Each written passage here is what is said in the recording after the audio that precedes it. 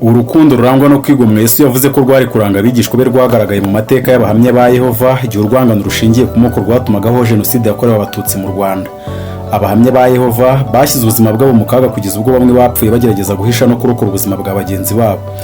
Imyifatire n'amateka abahamya ba Yehova bagaragaje mu gihe cy'intambara na jenoside byabaye mu Rwanda kuva icyo gihe kugeza uyu munsi arimo inkuru zimeze nk'ibitangaza rwose. Muri iki kiganiro tugiye kubagezaho ukuntu bihanganye kandi bagafashanya kugeza bamwe bahasize ubuzima kubera guhisha no kurinda bagenzi babo badahuje ubwoko. Amashusho ababaje y'urugomo rutagira rutangira yerekanwe ku isi hose ku byaberaga mu Rwanda mu 1994. Kongera kubitekerezaho bituma abantu benshi bongera kugira ubwoba n'ihungabana kubera gusa no kongera kubona abantu bakorera bagenzi babo ibikorwa bya kinyamaswa. Ku rundi ruhande abantu bibaza ukuntu ubwo bwicanyi buteye ubwoba bwabaye abantu za leta ndetse n'imiryango mpuzamahanga birebera. Abantu benshi baribaza bati ku Rwanda rwarimo amadini menshi ya Gikristo, ubukristo bwamara iki abanyarwanda muri icyo gihe cy'amakuba ateye ubwoba? Ikaze ku muyoboro wacu, niba uri mushya kora subscribe kandi ufungure inzogera kugira ngo ibiganiro byacu bitazongera kugucika. Kora like niba ukunze ibyo dukora kandi ujye muri comment duhe igitekerezo cyangwa utubaze ikibazo tuzagusubiza ubutaha. Igice cya kabiri cy'amateka y'abahamya ba Yehova mu Rwanda turagihera ku wa gatatu nimugoroba tariki ya 6 Mata 1994, igihe indege yari itwaye perezida w'u Rwanda n'uw'u Burundi yarasirwaga hafi y'i Kigali maze igashya kandi igahanuka. Kuri uwo mugoroba abantu benshi ntibamenye ko iyo ndege yarashwe kubera ko radiyo y'igihugu itigeze ibitangaza. Abamisiyonari batatu bakoreraga ibikorwa by'abahamya ba Yehova mu Rwanda aribo Godfrey Bint, Jenny Bint umugore we na Henk Van Busso ntibazibagirwa iminsi yakurikiyeho. Bagira bati mu gitondo cya kare ku itariki ya 7 Mata twakangutse twumva urusaku rw'amasasu na za grenade. Kuri bo babanje kubifata nk'ibisanzwe ko byakundaga kubaho kenshi kubera ko umutekano wari muke mu gihugu. Mu gitondo umuhamya mugenzi wabo yabahamagaye ababwira ko radiyo y'igihugu yari yatangaje ko abaperezida w'u Rwanda n'uw'u Burundi bombi bari barasiwe mu ndege, kandi abamenyesha ko minisitiri w'ingabo yari amaze kubwira abantu bo muri Kigali bose ko bagomba kuguma mu ngo zabo. Aba missionari bavuze ko hagana mu masaa 3 za mu gitondo bumvise abasahuzi binjira mu rugo rw'umuturanyi wabo, kandi barabimenye ko bibye imodoka yo muri urwo rugo kandi bica n'umugore waho. Bidatinze nabo batewe n'abantu bari bagamije ubusahuzi n'ubwicanyi ariko barokotse ku kaburembe. Hari umusore wabagiriye neza maze abageza ku basirikare babiri bo mu barindaga perezida, nabo barabaherekeza maze babageza mu nzu y'undi musirikare yari hafi aho. Hanyuma uwo musirikare yarabaherekeje abageza kuri hoteli ya Mille Collines aho abantu benshi bari bahungiye. Umwe muri aba missionari agira ati amaherezo nyuma y'amasaha menshi ku itariki ya 11 Mata 1994 twajyanywe muri Kenya. Ayo ni amakuru yoroheje yo kurokoka ko abantu bake bahise babona uburyo bwo gusohoka mu gihugu byihuse jenoside igitangira. Ariko ibyabaye ku baturage bari mu Rwanda mu gihe cy'iminsi 100 yakozwemo jenoside biteye ubwoba, kandi kenshi ababiciyemo ntibabifuza kubivugaho kubera ko bibakururira gusubira mu ihungabana. Igitondo cyakurikiye ihanurwa ry'indege yari itwaye perezida Juvenal Habyarimana cyaranzwe n'itangira ry'ibikorwa by'ubwicanyi mu gihugu hose. Nihe myifatire yaranze abahamya ba Yehova muri ibyo bihe by'intambara na jenoside? Nihe ibikorwa by'ubutwari byabaranze? Reka duhere ku nkuru z'ubutwari zaranze bamwe muri bo n'ukuntu bitangiye bagenzi babo kugeza bemeye kubapfira. Umugabo John we n'umugore we Chantal babaye abahamya kuva mu myaka y'1980 kandi n'abatutsi.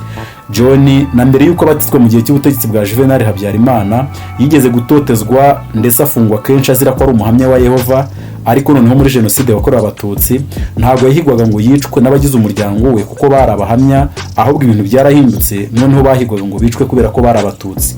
Jenoside itangira ku itariki ya 7 Mata 1994, abasirikare n'interahamwe bafashe John baramukubita, ariko yashoboye kubacika ahura n'undi muhamya washakishagaho kwihisha maze bihisha mu nzu y'ubwami yari hafi aho.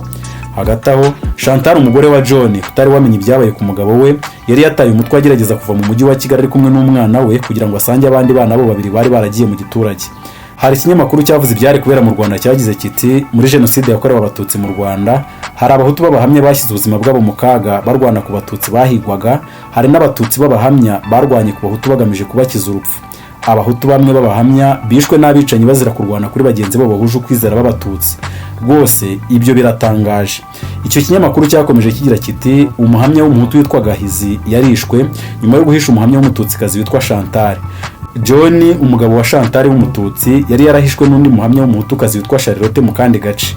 Mu gihe cy'iminsi 40 John hamwe n'undi muhamya w'umututsi bakomeje kwisha mu muyoboro munini usohora imyotsi yo mu ifuru mu nzu y'ubwami bari bihishemo, bakajya bagera hanze akanya gato gusa nijoro.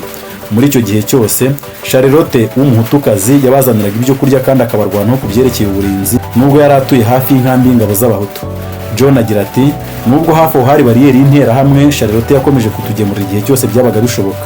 Amaherezo ku itariki ya 16 Gicurasi, Charlotte yaje kutubwira ko ingabo za FPR zari zafashe agace k'umujyi twari turimo kandi ko twashoboraga kuva mu bwihisho. Hagati aho se byari byaragendekeye bite Chantal umugore wa John? Chantal agira ati ku itariki ya 8 Mata nahunganye n'umwana wanjye, naje guhura n'abahamya babiri, Immaculée wari ufite indangamuntu igaragaza ko yari umuhutukazi na Suzanne w'umututsikazi. Twashaka kujya mu Bugesera, akaba ariho ababyeyi banjye babaga n'abana banjye babiri. Icyakora twumvise ko mu mihanda yose iva muri Kigali harimo za bariyeri, dufata umwanzuro wo kwerekeza kwa Gahizi mwene wabo wa Immaculée, nawe wari umuhamya wa Yehova. Gahizi wari umuhutu yaratwakiriye kandi yakoze ibishoboka byose kugira ngo adufashe, nubwo abaturanyi be bamushyiragaho iterabwoba. Abasirikare n'interahamwe bamaze kumenya ko Gahizi yaduhishe kandi turi abatutsi, baramwishe. Abasirikare bamaze kwica Gahizi baratumanuye batujyana ku ruzi bagiye kutwicirayo. Twategereje kwicwa dufite ubwoba bwinshi. Mu buryo butunguranye havutse impaka nyinshi mu basirikare, maze umwe arababwira ati ntimwice abagore batazadutera umwaku, iki ni igihe cyo kwica abagabo gusa. Hanyuma umuhamya wari wadukurikiye witwaga André, akaba yaramaze icyumweru kimwe gusa batijwe, yashoboye kuducikana tujyana iwe nubwo abaturanyi be babyamaganye. Ku munsi wakurikiyeho yaraduherekeje adusubiza i Kigali, aho yumvaga ko yatubonera ahantu hari umutekano. Yadufashije kunyura kuri za bariyeri zari ziteje akaga cyane. Immaculée w'umuhutukazi niwe wari uhetse umwana wanjye kugira ngo nibaramuka banyishe nibura umwana wanjye azarokoke. Hari bariyeri twagezeho, interahamwe zikubita Immaculée cyane zimuziza ko ari kugenda n'abatutsikazi. Ntizemeye ko njye na Suzanne turenga iyo bariyeri. Haje abandi bahamya ari bo Simone na Matiyasi, maze bahara amagara yabo badufasha kurenga iyo bariyeri, ya nyuma batugeza mu rugo rw'undi muhamya mugenzi wacu. Nuko twarokotse. Nikodemu na Tanaziya, umugabo n'umugore w'abahutu, bari abigishwa ba Bibiliya. Bigishwaga Bibiliya na Alphonse wari umututsi kandi yarahigwaga. Nikodemu na Tanaziya bashyize ubuzima bwabo mu kaga, bahisha Alphonse mu nzu yabo kandi abaturanyi babo barabimenye. Nyuma yaho baje gusanga mu nzu atari ahantu h'umutekano, kubera ko abaturanyi babo b'abahutu bari bazi ko bahisha umututsi. Kubw'ibyo rero Nikodemu na Tanaziya bahisha Alphonse mu mwobo wari mu mbuga yabo. Hari inkuru zivuga ko ku manywa banikaga imigozi y'ibijumba kuri uwo mwobo mu rwego rwo kujisha bazaga guhiga Alphonse ngo yicwe, kubera ko bari baramenye ko yihishe muri urwo rugo. Mu gihe cy'iminsi 28 yamaze aryamye muri uwo mwobo, yatekerezaga ku nkuru ya Bibiliya ivuga iby'uko Rahabu yahishe abatasi ku gisenge cy'inzu. Jean Marie undi muhamya agira ati njye n'umugore wanjye twamaze ukwezi twisha mu ngo zitandukanye z'abahamya bagenzi bacu. Igihe ibikorwa byo guhiga abatutsi byari bikaze, interahamwe zagabye igitero aho nari nihishe zitwaje ibyuma, amacumu n'imihoro. Mbonye icyo gitero kije, narirutse ngo njye kwihisha mu bihuru, ariko zahise zimfata. Igihe nari nkikijwe n'igitero cy'abantu bitwaje intwaro, nabatakambiye mbabwira ko ndi umuhamya wa Yehova, ariko bo bakavuga bati uri inyenzi. Muri abo bantu harimo umugabo Jean Marie yari yarabwirije abagize ubutwari bwo kubabwira ati nimumubabarire. Muri icyo gihe umuhamya w'umuhutu witwaga Charles yarahageze we n'umugore we n'abana babo, basanga Jean Marie aryamye hasi avirirana, maze batangira kurira. Yabajyanye iwe amupfuka ibikomere, ariko interahamwe zamubwiye ko Jean Marie naramuka atorotse ko zizamwica mu cyimbo cye. Jean Marie akomeza agira ati nyuma y'iminsi nongeye guhura n'umugore wanjye Jeanne, maze turarira. Icyakora twari twiteze ko twari bwicwe bukeye bwaho. Uwo munsi wari uteye ubwoba kurusha yabubanjirije. Twihisha ahantu hatandukanye tuva hamwe tujya ahandi. Bigeze nimugoroba, abavandimwe batatu b'abahutu bahaza amagara yabo batujyana turi itsinda ry'abatutsi bagera hafi kuri 30, batunyuza kuri za bariyeri ziteye ubwoba kugira ngo batugeze hari umutekano. Nyuma yaho twamenye ko Charles na bagenzi be bakomeje gufasha abandi batutsi kurokoka ibitero by'interahamwe, ariko interahamwe zimenye ko abo bahamye bafashije abatutsi benshi gutoroka, zararakaye cyane. Amaherezo zafashe Charles n'undi muhamya w'umuhutu witwaga Leonard, hanyuma zirabica, zibaziza guhisha no gucikisha abatutsi. Taresisi undi muhamya w'umututsi jenoside yabaye atuye i Butare. Abahamya babiri b'abahutu batahigwaga bagerageje kumuhungishiriza mu Burundi, ariko interahamwe zari zafunze imihanda n'amayira yose. Kuri uwo mugoroba hari umuhamya wagiye yirukaga niwe afite ubwoba akeka ko bamwicanye n'umuryango we. Abasirikare bari bagose urugo rwe biteguye kumwica. Bemereye uwo muhamya w'umuhutu kwinjira mu nzu akamara iminota mike. Yahumurijwe no gusanga bakiri bazima kandi yashoboye gucikana abana bo muri urwo rugo babiri abageza mu rugo iwe. Tarisisi agira ati hateguye ikindi gitero karundura kuri uwo munsi. Umugabo witwa Vincent yaje kutuburira tubwira ko interahamwe zarimo zitegura kugaba igitero ngo zitwice. Uwo mugabo yari yarigeze kwigana Bibiliya n'abahamya nubwo yari atarafatana kuri uburemere. Yatugira inama yo kwihisha mu gihuru cyari hafi yo kwa Juste. hanyuma yaragarutse nijoro atujyana iwe. Yaduhishe mu kazu gato ka miviringo kabagamo ihene, kari kubakishije ibyondo, katarimo sima, gashakajwe ibikenyeri, kandi nta madirishya kari gafite. Tarisisi akomeza agira ati twahamaze ukwezi, ariko mu mpera za Gicurasi interahamwe zahungaga ziva i Kigali zatangiye kugera muri ako gace, kandi kuguma aho hantu byari biteje akaga cyane. Abavandimwe bafashe umwanzuro wo kutwimurira mu nzu y'umuhamya wari waracukuye akumba ko kubikamo ibintu munsi y'inzu ye. Muri uwo mwobo yari yarahishemo abandi bahamya batatu. Kugira ngo tugereyo twitwikiriye ijoro maze dukora urugendo ruteje akaga rw'amasaha ane n'igice ku maguru. Muri iryo joro haguye imvura nyinshi, kandi iyo mvura yatubereye umugisha kuko yatumye abicanyi batatubona. Twese uko twari 10 twamaze ibyumweru 6 muri uwo mwobo uteye ubwoba. Abahamya bagenzi bacu baharaga amagara yabo bakatuzanira ibyo kurya n'imiti, kandi bakatubwira amagambo adukomeza. Tarisisi agira ati nta nkuru itagira iherezo. Iyi nkuru yacu yageze ku iherezo tariki ya 5 Nyakanga 1994, ubwo Vincent yatubwiraga ko umujyi wa Butare wari warafashwe n'ingabo za FPR. Igihe twasohokaga mu mwobo twari twihishemo, abantu bamwe ntibemeye ko twari abanyarwanda bitewe n'uko uruhu rwacu rwari rwarererutse kuko tutabonaga urumuri rw'izuba. Nanone twamaze igihe tudashobora kuvuga mu ijwi riranguruye, twavugaga twongorerana gusa. Byadusabye ibyumweru byinshi kugira ngo twongere tuba abantu. Undi muhamya witwa Rwakabubu avuga ibyamubayeho agira ati jenoside itangira hari abasirikare 6 bo mu ngabo za leta baje iwanjye. Amaso yabo yari ibishirira, umwuka wabo ari inzoga gusa, kandi ibikorwa byabo byagaragazaga ko bari banyuye ibiyobyabwenge. Bavuga ko bashaka imbunda. Rwakabubu yababwiye ko we n'abagize umuryango wari abahamya ba Yehova, kandi ko nta mbunda bari bafite.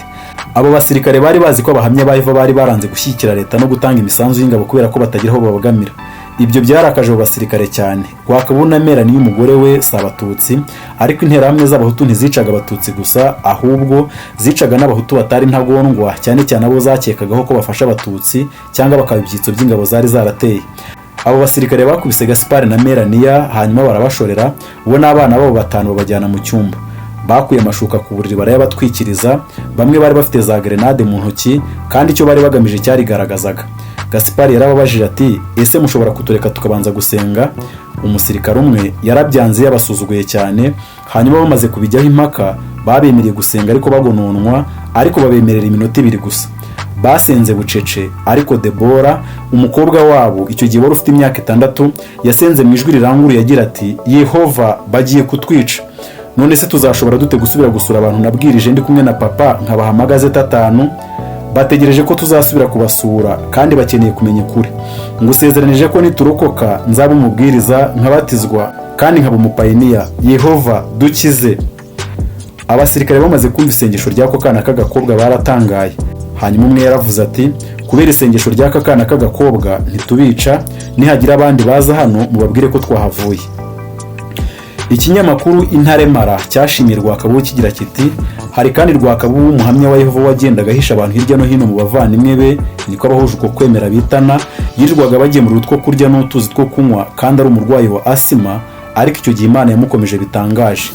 Alfred undi muhamya w'umututsi agira ati jenoside itangira Atanaze umuhamya mugenzi wacu w'umuhutu twari duturanye yadusabye ko twajya kwihisha iwe. Mbere y'intambara yari yaracukuye umwobo wa 3 n'igice yabikagamo ibintu arawutwikira maze aduhishamo.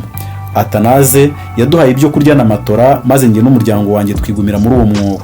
Atanaze n'umuryango we bakomeje kuduhisha nubwo abaturanyi bakeka ko twari twihishiwe, kandi bakamubwira ko bari butwike inzu ye kubera ko yari yahisha Abatutsi.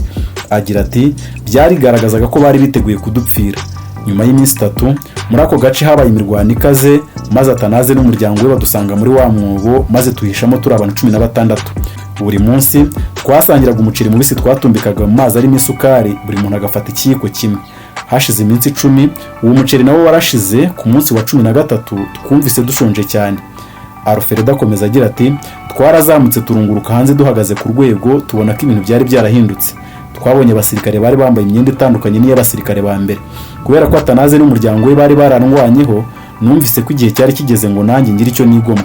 Niyemeje gusohokana n'umuhungu wa Atanaze wari umaze kuba ingimbi, tujya gushaka ibyo kurya. Twamenye ko ingabo za FPR arizo zagenzuraga ako gace. Twazanye n'abasirikare ba FPR mbereka aho twari twihishe. Babyemera uko babonye abavandimwe n'abashiki bacu batangiye gusohoka mu mwobo umwe. Abo basirikare batangajwe no kubona Abahutu n'Abatutsi bari bihishe mu mwobo umwe. Narabasobanuriye nti turi abahamya ba Yehova kandi ntituvangura amoko. Muri iyo minsi mu mahuriro y'inzira hose hashyirwaga za bariyeri, kandi abagabo bose bafite imbaraga basabwaga kujya kuri bariyeri. Uko ingabo za FPR zakomezaga gusatira umurwa mukuru wa Kigali, niko intambara yarushagaho gukara. Ibyo byatumaga interahamwe zari zihebye zica abantu benshi kurushaho. Izo bariyeri zari zigamije gutahura abatutsi bakabica, kandi abahutu bose basabwaga kujya muri ibyo bikorwa byo guhiga abatutsi, kubica no kubatwikira. Uko abahamya bangaga kujya kuri izo bariyeri, byatumaga abategetsi n'interahamwe barushaho kubanga no kubakeka amababa ko baba bari inyuma y'umugambi w'abarwanyaga leta. Muri icyo gihe kigoye, abahamya b'abahutu bari mu bikorwa byo kurinda bagenzi babo b'abatutsi ngo baticwa n'interahamwe, kandi bamwe barishwe bitewe n'uko bakingiraga ubuzima bwa bagenzi babo bakabafasha kurokoka. Valeri na Angelina ni abahamya b'avindimwe bakomoka mu muryango ukomeye muri Kiliziya Gatolika. Muri Jenoside, Angeline na Valeri babaga i Kigali kandi bahisha abantu 9 mu nzu yabo, harimo n'abagore 2, umwe muri bo akaba yari atwite. Umugabo w'umwe muri bo akaba yari amaze kwicwa. Hashize iminsi, uwo mugore wari utwite yarabyaye, kubera ko kuva mu nzu byari biteje akaga. Abo bakobwa nibo bamubyaje nubwo nta buhanga bari bafite muri uwo mwuga wo kubyaza. Abaturanyi barabimenye maze babazanira ibyo kurya n'amazi. Igihe interahamwe zamenyaga ko Angelina na Valeri bahisha abatutsi, zaraje zirababwira ziti tuje kwica abahamya bahiva b'abatutsi. Icyakora kubera ko inzu abo bakobwa bakodeshaga yari umusirikare mukuru, abo bicanyi batinye kwinjiramo. Abari muri iyo nzu bose bararokotse. Nyuma y'intambara, nyiri iyo nzu yatangiye kwigana Bibiliya n'abahamya. Yaje gupfa, ariko umugore we n'abana babo 2 babaye abahamya. Indi nkuru ishishikaje ni ya Niyongira, avuga ibyamubayeho agira ati Jenoside igitangira nataye umutwe kubera ko natinyaga icyashoboraga kuba ku mugore wanjye w'umututsikazi n'abana bacu 2. Sinimvishaga icyo twakora, natekereje ko byarushaho kuba byiza umugore wanjye n'abana banjye bagiye mu rugo rw'umuvandimwe twari duturanye, nge nkazabasangayo nyuma. Naje kumenya ko bahungishirizwe mu kigo cy'amashuri. Nahise niruka njya kuri icyo kigo nshaka umugore wanjye n'abana banjye, maze nkusanya abantu bagera kuri 20 harimo abavandimwe n'abashiki bacu, mbabwira ko basubira mu ngo zabo. Tukivaho twabonye interahamwe zishoreye abantu zibavana mu mujyi zibajyanye ahantu ziciye abatutsi barenga 2,000. Hagati aho hari umugore w'umuturanyi wari wabyariye muri icyo kigo. Igihe interahamwe zateraga grenade muri iryo shuri, umugabo we yahunganye uruhinja. Kubera ko abantu bari bahiye ubwoba, umugore we yahunze ukwe, nubwo umugabo yari umututsi, yashoboye kurenga za bariyeri bitewe n'umwana yari ateruye, nuko aza yiruka ahungira mu nzu yacu. Yansabye ko nagerageza kujya kumushakira amata y'umwana. Ngerageje kujya hanze, naguye kuri bariyeri z'interahamwe. Zanyise icyitso cy'abatutsi kubera ko nari ngiye gushaka amata y'umwana w'umututsi. Ziravuga ziti mureke tumwice. Umusirikare yankubise ikibuno cy'imbunda, mpita ntubwenge mvirirana mu mazuru no mu maso. Batekereje ko mpfuye, maze barankurura banshyira inyuma y'inzu yari hafi aho. Hari umuturanyi wanyuzeho aramenya, arambwira ati ugomba kuva aha hantu n'ubundi baragaruka bakurangize. Yamfashije gusubira mu rugo. Nubwo nababaraga, ibyambayeho byambereye uburinzi. Kubera ko abantu bose bari bazi ko nari umushoferi, abagabo 5 baje kundeba bukeye bwaho bampatira kuba umushoferi w'umukuru w'abasirikare. Babonye ibikomere byanjye, ntibiriwe babitindaho kandi ntibigeze bampatira kujyana n'interahamwe mu marondo. Icyo gihe hari umugore w'umututsikazi wahungiye iwanjye ari kumwe n'abana be 2 bato. Twamuhishe mu kabati ko mu gikoni, abana be 2 mbashyira mu banjye. Igihe ingabo za FPR zagendaga zifata uduce twinshi, hari ibihuha byavuga ko interahamwe zari zitangiye kwica abahutu bose bari bafite abagore b'abatutsikazi. Umuryango wacu twese twiteguye kongera guhunga. Icyakora ingabo za FPR zari zaramaze gufata agace twari dutuyemo, bityo abatutsi ntibari bacyugarijwe n'akaga, ariko nge nari mu kaga ko kuba nakwicwa. Icyo gihe najyanye n'abandi baturanyi tugera kuri bariyeri yariho abasirikare ba FPR. Bambonye bakabona ndi umuhutu mfite n'umutwe uriho ibipfuko, batekereje ko ngomba kuba ndi interahamwe. Baratubwiye bati muri mwe harimo abicanyi n'abasahuzi, none muraje ngo tubafashe. Muri mwe ninde wohesha abatutsi cyangwa akabarwanaho? Naberetse umugore n'abana nari narahishe. Bafashe abana babashyira ku ruhande, maze barababaza bati uriya mugabo upfutse mu mutwe ninde? Baramushubije bati ntabwo ari interahamwe, ni umuhamya wa Yehova kandi ni umuntu mwiza. Nari narakijije umugore w'umututsikazi n'abana be 2, none dore nabo barankijije. Izi ni inkuru nke z'abantu bahaza amagara yabo kugira ngo bakize ubuzima bwa bagenzi babo. None se byari bugende gutiye abayoboke b'ayandi madini n'abayobozi bayo bagiriye imyumvire? Nta gushidikanya ko imibare y'abari burokoke Jenoside yari bwiyongere cyane. Abahamya ba Yehova ni abantu nk'abandi, ariko bizirika bakomeje kubyo Bibiliya yigisha kabane niyo byabasaba kubipfira. Kugaragariza abagenzi babo ibikorwa by'urukundo rurangwa no kwigomwa byatumye abagenzi babo barokoka mu gihe cya Jenoside yakorewe abatutsi mu Rwanda. Ibi si ibya none kuri bo mu mateka y'isi, kuko igihe ishyaka ry'abanazi rya Hitler mu Budage ryagaragarizaga urwango abayahudi, ntibishwe bonyine gusa, ahubwo ibihumbi by'abahamya ba Yehova byarafashwe birafungwa kandi mu buryo bubi, kandi abenshi barishwe bazira kwanga kwifatanya muri politiki y'abanazi. None se kutivanga kwabo muri politiki bibafitiye akamaro cyane rwose? None se byari bugende gute iyo nabo bivanga muri politiki n'amashyaka menshi mu gihe cy'ubutegetsi bwa Juvenal Habyarimana? Amacakubiri ashingiye ku moko yari bubugarize kandi bakisanga mu mashyaka anyuranye, maze nabo muri jenoside bakisanga bari kumarana aho guhishanya. Birumvikana ko abahamya atari bo bonyine barokoye abantu binyuriye mu kubahisha. Icyakora itandukaniro rihari nuko bo babikoze bashingiye ku burere n'inyigisho zo mu rwego rw'idini bahawe. None se abayoboke b'andi madini byari bugende gute abayoboke bayo baba baratojwe imyifatire yo gukundana bene ako kageni no kwitangira bagenzi babo? Nta gushidikanya ko imibare y'abarokotse jenoside yari bwiyongere cyane. Mu gice gikurikira iki tuzibanda ku kuntu ubumwe n'urukundo byabo byakomeje kugaragaza ko ari abantu bihariye mu gihe cyo guhunga, uko babayeho mu nkambi zo muri Kongo n'imyifatire yabo cyangwa imikoranire yabo n'ubutegetsi bwa FPR. Bitwaye bate mu gihe cy'abacengezi? Ni iki bakora muri kino gihe ngo bakomeze kuba abantu batabogama muri politiki? Ese bakwiye kubishimirwa? Byandike muri comment. Niba uri mushya kuri umuyoboro wacu wa YouTube channel, kora subscribe kandi ufungure inzogera, kora like niba ukunze ibyo dukora, kandi ujye muri comment uduhe igitekerezo. Mwakoze cyane gukurikira iki kiganiro, naho ubutaha.